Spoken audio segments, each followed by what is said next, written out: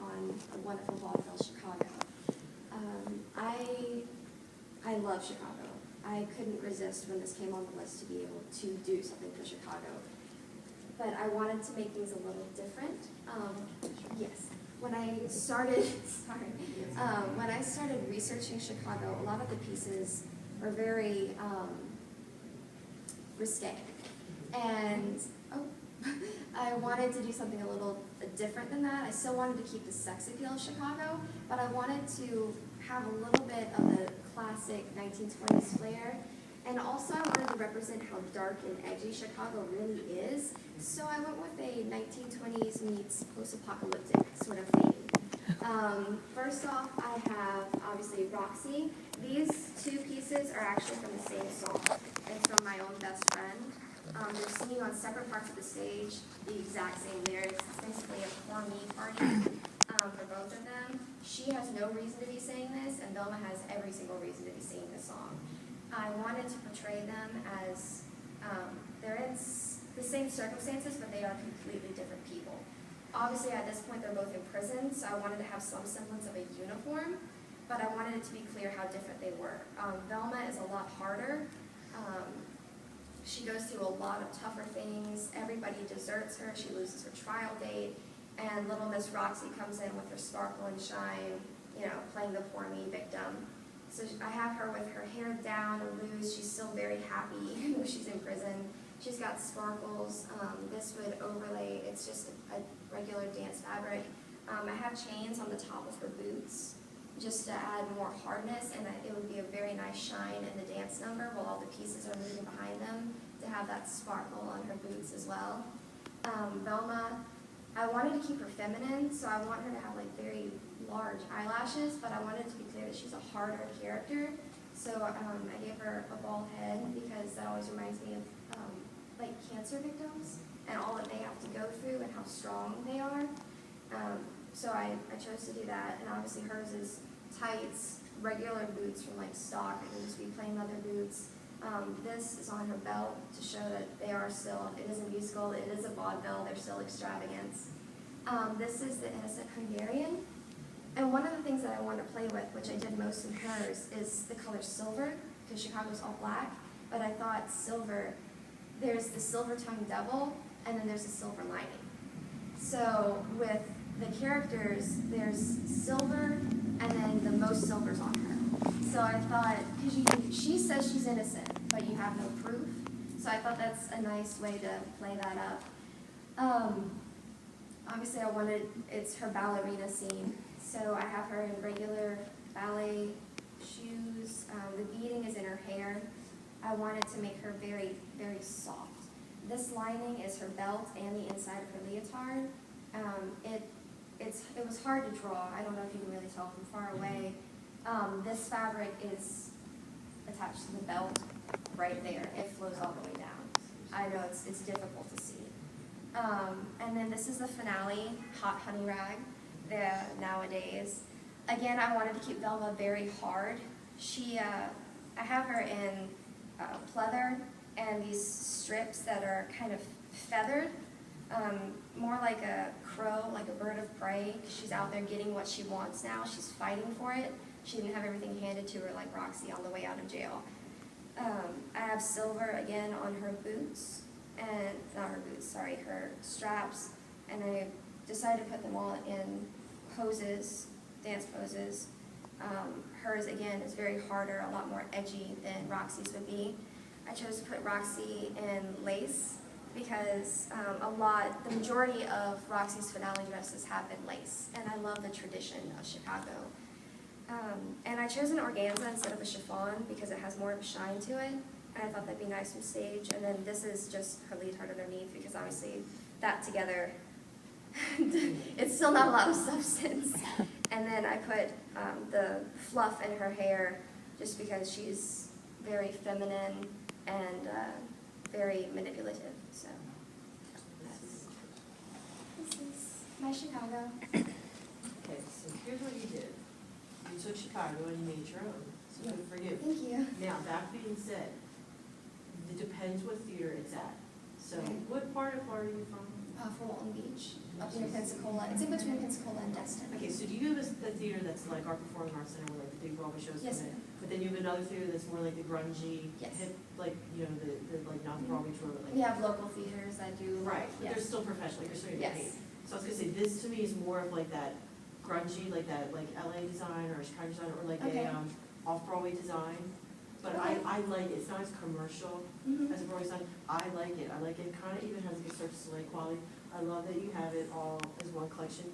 It's just, some people are either gonna love it or not love it. But I like the That's fair. fact that you made it your own, and you've made the silver go throughout, like successful. Now, as far as talking about Velma, the only thing that bothered me is you said like cancer. Now, I know you're saying, you're like, she's tough, she's so Yes, tough. she's a I survivor. will be leery of saying it like in production meeting something about cancer or something like that, because then the director, that would be still in their head, like cancer, cancer, cancer. And to me, it like dilutes her toughness. Oh, okay. You know what I mean? Like watch how you phrase things, Okay. because I'm There's being, vulnerability there. Oh, see, Right. in my mind, I was just thinking she's a survivor. right, but then I would be thinking, like, Right. oh my God, mom's died of cancer. I'm being super, super nitpicky Okay. right now, because I think this is a really, like, I can see you as a designer, and you really, like, so far, all the designs that came in, they're your typical Chicago. There's nothing wrong with that, but this to me is so imaginative, Thank you. inventive. Again, there'll be one director that doesn't like it, but you know what?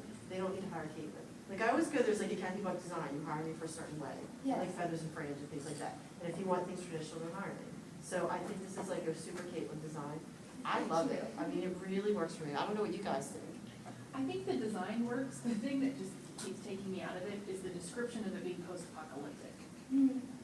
I'm not sure I get that at all. Punk. So, And it is, it wound up being more punk. When I first started doing it, the first thing I ever drew was her. And it's come And a she long feels the way most. from how it used to Right, be and over I the agree summer. with what you're saying, because someone's gonna get hung up in that like story. I and wound I'm up- hung up on that. Yeah. The design works. The world you have created is cohesive. Okay. But I don't think it's what you described in the beginning. Okay. And I can see that because it's toned down a lot from And when you I could first just had go my with concept. a non-traditional. A non-traditional. And that sort All of right. describes That's it. great. Thank Anything you. other than. I think it's great. Okay. You know, it's interesting because it attacks like a sacred cow, you know what I'm saying? Right. So, Some people so might every not time you like go it. into that design meeting and with some really inventive ideas with the sacred cow, you're gonna give yourself, you know, a hill to climb, which is fine. Quite frankly, though, she would go into the design meeting, she wouldn't have these at the Correct. design meeting. Correct. This idea would come from the director. I agree. Either I want a traditional or I want a non-traditional. So Okay. I That's true. don't think you as the designer would, if he or she said, we're doing a traditional Chicago, you're Then not they gonna would be bring your completely head. risque. Totally. Yes. Yeah, right. Well, I mean, You it might goes, find your way to add your own Right. touches to a traditional version, but Yes, ma'am. that kind of is gonna come. from yeah, the- it's hard from our vantage point to necessarily pick it up at what point we're in the Right. process. I think obviously there's always the first consultant meeting to find out, you know, We have to like, assume the director's in yeah, on this. what is the dramatic action statement? Right. You're the director. Yeah. Oh, I like that. That's all. But in terms of conveying your point on the board, I mean, I think it's definitely very well done. And I do like, I definitely, Thank you. you know, You're selling it and I'm buying it. But just know that some people will be like, what did you do to Chicago? That's okay. yeah, and just really to, you know, punctuating, you know, the whole popular movement. But to your point, that would have already been discussed anyway, so. But I love like the bead on the bell, it's really tough, she's super tough, I like it. She is, she's done her hands with this. I wonder what you do with Mr. Cellophane, with anus and stuff. Like, I what would actually, you- I had them drawn out, but I'm terrible at drawing men, so, They didn't hear it. no. What would you do with him to make him the describe. black and silver? I'm just curious. I was going to have him kind of, honestly, when I drew it, it wound up looking way too much like Marley, the ghost of Marley. from Oh, Scream. gotcha. I can It kinda was- see like where you're Because going. I had him in like loose fitting, like soft, hollow chains. Uh-huh. But they were see-through. Or what would you do with Very Sunshine? Would it be a guy or a girl? Like, I would probably go with a girl, and she would probably be decked out in nothing but silver. Honestly. Yes. Because that would be, if you're just say talking to a designer, like, I don't know, at a club somewhere, selling them all this design for the actual meeting, that would be things that would say, well, this is a neat idea, let me think on it, but I would- what would I do with this character or that character? I'd probably You know? I think what I'm looking at here is probably the most exciting thing of this 10 whole minutes. thing.